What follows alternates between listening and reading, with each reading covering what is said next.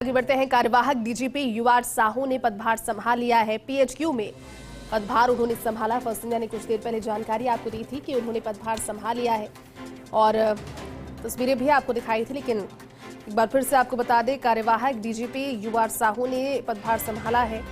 उमेश मिश्रा ने बीआरएस लिया और उसके बाद में अतिरिक्त चार्ज उन्हें सौंपा गया। ये तस्वीरें हैं एक्सक्लूसिव उस समय की, फर्स्ट इंडिया की एक्सक्लूसिव तस्वीरें। कार्यवाहक डीजीपी यूआर साहू ने पदभार संभाल लिया है और पीएचक्यू में उन्होंने पदभार संभाला।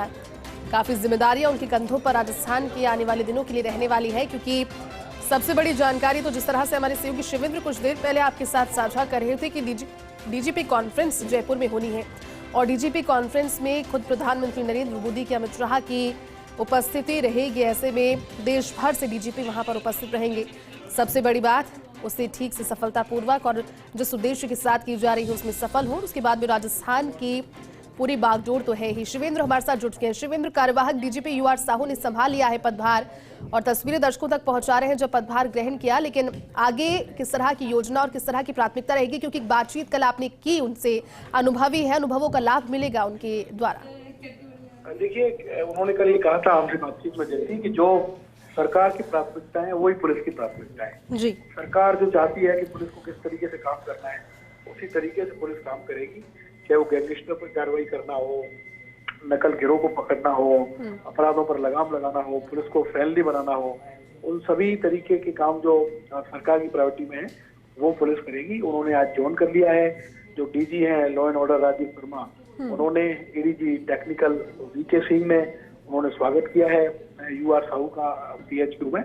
और जैसे 11 बजे जो कार्यवाहक DGP U R Sahu press conference कर रहे हैं पुलिस मुख्यालय में, 11 बजे समय है, तो मीडिया से ज्वाइन करने के बाद फिर आज बातचीत करेंगे और बताएंगे कि उनकी प्रायोरिटीज क्या रहेंगी, किस तरीके से राजस्थान पुलिस का आने वाले दिनों में काम रहेगा। क्योंकि ये यूआर साहू का जो कार्यकाल है, उनको जो जिम्मेदारी है वो इसलिए इम्पोर्टेंट है क्योंकि विधानसभा चुनाव जो हुए थे राजस्थान में महीने 2 महीने पहले जैसी, उसमें पूरा जो कैंपेन रहा भारतीय जनता पार्टी का, प्रधानमंत्री से लेकर और बड़े नेताओं तक, वो लॉ एंड ऑर्डर में इर्द गिर्द रहा। प्रधानमंत्री ने खुद कई बार सवाल उठाए कि राजस्थान में कानून व्यवस्था खराब है, जंगल राज है, अपराध हो रहे हैं। तो अब जब भारतीय जनता पार्टी सरकार में आ गई है तो उनको कम से कम इस ओर तो सबसे ज्यादा काम करना है कि ये मैसेज जाए कि राजस्थान में कानून का राज है, अपराध की घटनाएं बंद हो गई है, गैंगस्टर नहीं आ रहे, पेपर लीक नहीं हो रहे, और उसमें सबसे बड़ा रोल पुलिस को अदा करना है। तो यूआर साहू के लिए चैलेंजिंग रहेगा कि वो जो जिम्मेदारी सरकार ने दी है,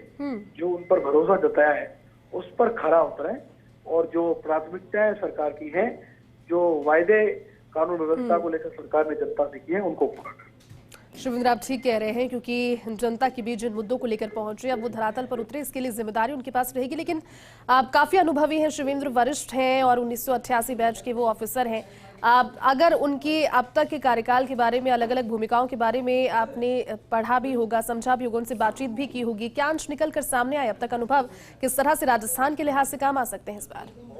बहुत मेहनती अफसर है, बहुत ईमानदार अफसर है। उनकी छवि को लेकर पूरे राजस्थान पुलिस में इस बात की चर्चा रहती है कि बेहद ईमानदार अफसर हैं। 8 जिलों में एसपी रहे, अगर 8 जिलों में आप एसपी रहे तो आपको बहुत अच्छी पुलिसिंग का एक्सपीरियंस हो जाता है। 8 अलग अलग जिलों में, धौलपुर से लेकर और सीमावर्ती जो जिले हैं उन जिलों में एसपी रहे, आईजी रहे, इंटेलिजेंस में रहे, तो अनुभव की कोई कमी नहीं है। सुलझे हुए व्यक्ति है। सबसे अच्छी बात यह है कि सुलझे हुए व्यक्ति है, कोई पूर्वाग्रह नहीं है। पर उन्होंने कहा कि टीम वर्क से काम करूंगा, सबको साथ लेकर चलूंगा, तो एक अच्छा चयन है सरकार का।